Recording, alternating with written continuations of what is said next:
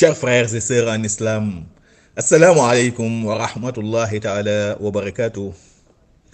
Nous allons vous parler aujourd'hui de la mendicité au regard de l'islam. La mendicité, comme nous l'avons tous constaté, est devenue depuis quelques années un phénomène inquiétant. Un phénomène inquiétant qui ne cesse de prendre de l'ampleur de jour en jour dans nos sociétés. Et malgré les nombreuses études et politiques d'éradication mises en place par nos autorités, le phénomène de la mendicité, il faut le dire, reste très difficile à résoudre. Chers frères et sœurs en islam, la mendicité est une pratique que l'islam condamne sous toutes ses formes. Elle n'est seulement autorisée qu'en cas d'extrême nécessité. C'est pourquoi on nous dit en législation islamique As-sa'ilu muharramun fi shar'i illa li darura. La mendicité reste interdite au regard de la législation islamique, sauf en cas d'extrême nécessité. Et même là, on ne l'appelle même pas mendicité, mais plutôt assistance. La personne peut se retrouver dans des situations difficiles. Dans ce cas, l'islam lui autorise de demander assistance juste pour régler son problème. Et si toutefois on parvient à l'assister, elle doit arrêter immédiatement, n'est-ce pas, de quémander. Elle n'a plus le droit, n'est-ce pas, de continuer de solliciter une assistance. Chers frères et sœurs en islam, la mendicité est une pratique qui porte atteinte à la dignité et à l'honneur de la personne. Et il est important de préciser dans la foulée que l'islam condamne toute pratique qui contribue à ternir ou à nuire, n'est-ce pas, ces deux vertus, à savoir la dignité et l'honneur de la personne, qui sont des vertus cardinales qu'un croyant doit préserver à tout prix. Ainsi donc, il n'est permis à aucun croyant, surtout sain et sauf, qui a toutes ses capacités physiques et intellectuelles pour travailler, de recourir, n'est-ce pas, à la mendicité. Cela est même considéré comme un délit. Une personne bien portante qui s'adonne à la mendicité doit être arrêtée, jugée et punie sévèrement, parce qu'elle est en train non seulement de ternir sa réputation, mais aussi elle est en train de faire reculer son pays sur le plan économique. C'est pourquoi dans certains pays du monde islamique, celui qui s'évertue à la mendicité risque la prison, tout simplement parce qu'on veut inciter les populations à travailler et à se nourrir, n'est-ce pas, de la sueur de leur front. Chers frères et sœurs en islam, la mendicité est une pratique qui favorise le laxisme, la paresse et la facilité, qui sont des attitudes bannies par l'islam, surtout chez un croyant. Un croyant convaincu, un bon citoyen qui aime sa patrie, doit être utile, n'est-ce pas, pour sa société et pour sa nation tout entière. Bref, il doit être un sujet productif en contribuant, bien entendu, dignement et honnêtement au développement économique et social de sa nation. Pour vous dire que la mendicité est formellement interdite au regard de l'islam. L'islam, comme je l'ai dit tantôt, préfère plutôt le terme assistance que mendicité. Et l'assistance que l'on sollicite ne doit pas être permanente ou continuelle. Une fois ton problème est réglé, tu dois aussitôt arrêter de quémander ou de demander assistance.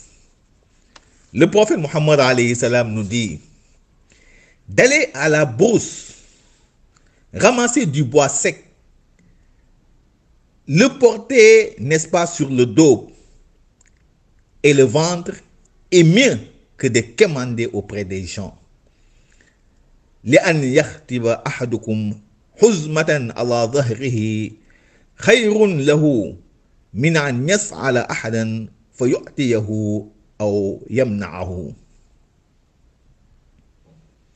Il vaut mieux pour vous de prendre une corde, d'aller ramasser du bois sec et de le porter sur votre dos que de quémander auprès des gens qui peuvent vous donner comme ils peuvent ne pas vous donner.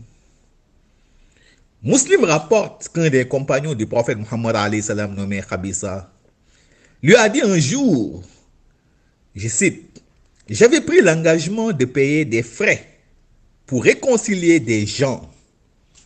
Je viens trouver le prophète Muhammad alayhi salam pour lui demander de m'aider à honorer mon engagement. Et il me dit, reste avec nous et attends que nous viennent les aumônes et j'ordonnerai qu'on t'en donne. Puis il me dit, oh Khabisa, sache que la mendicité est formellement interdite au regard de l'islam. Elle n'est permise qu'à ces trois. Premièrement, celui qui engage des frais afin de réconcilier des gens.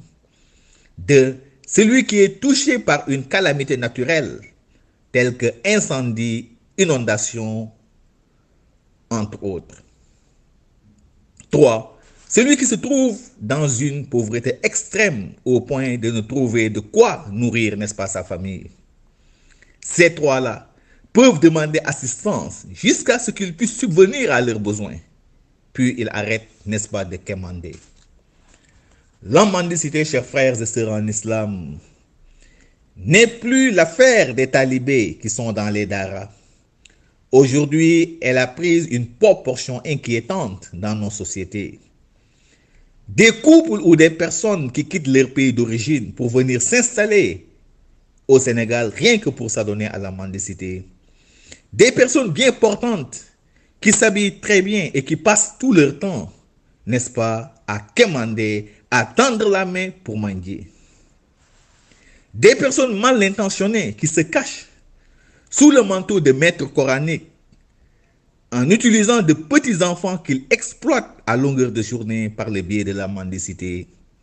Chers frères et sœurs en islam, la mendicité est partout visible aujourd'hui, dans les garages, dans les stations d'essence, dans les structures de santé, dans les lieux de culte, dans la circulation, dans les cérémonies, au niveau des ronds-points, pour ne citer que cela. Partout, les gens s'adonnent à la mendicité. Et il faut le dire, ceux qui ont l'habitude de quémander, de s'adonner à la mendicité, ces gens-là ne vont jamais abandonner cette pratique parce que tout simplement, ils y gagnent de l'argent sans fournir, n'est-ce pas, aucun effort. Aujourd'hui, seul le travail, la solidarité et l'engagement citoyen peuvent réduire, voire éradiquer ce phénomène qu'est la mendicité. Il faut que les gens acceptent de travailler. Il faut que les gens acceptent de se nourrir à la sueur de leur front. Il faut que les populations aisées aident les populations démunies. L'engagement citoyen également, c'est-à-dire que ceux qui travaillent payent obligatoirement l'impôt et que cet impôt soit géré de façon transparente par les pouvoirs publics, en l'investissant bien entendu dans les infrastructures, soit dans les infrastructures, soit dans les hôpitaux, soit dans le secteur de l'éducation, bref, pour alléger la souffrance des populations. Chers frères et sœurs en islam, nous voilà au terme de notre rappel. Merci et à la prochaine. أقول قولي هذا واستغفر الله العظيم لي ولكم ولسائر المسلمين من كل ذنب فاستغفروه إنه هو غفور رحيم.